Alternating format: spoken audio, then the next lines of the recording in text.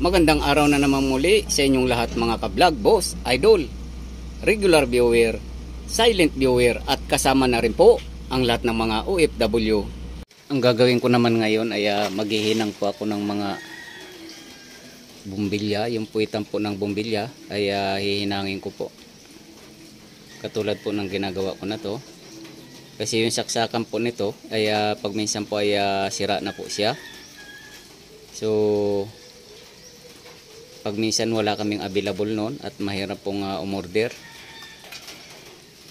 So itong mga ganito po ay hinihinang ko na po ng direct para hindi na po kailangan yung saksakan nito or sakit.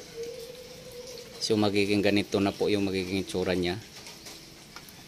Katulad po nito, dalawa na po yung nagawa ko at gagawa pa po ako ng iba para mas marami po akong spare. So ganito po yung gagawin ko ulit.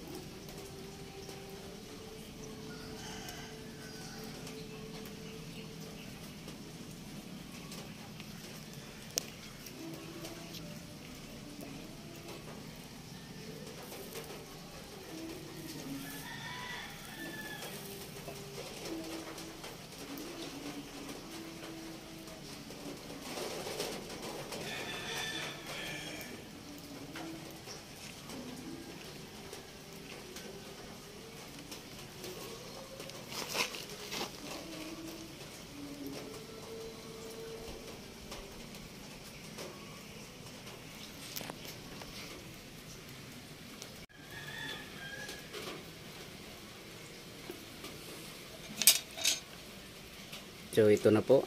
So ganito lang po yung ginagawa ko dito kapag gumagawa pa ako ng spare. Kasi kapag dumating po yung mga dump truck, so mas mabilis po to pag sira na po yung mga sakit kaysa re-repairin po yung sakit. So ito po yung mas mabilis.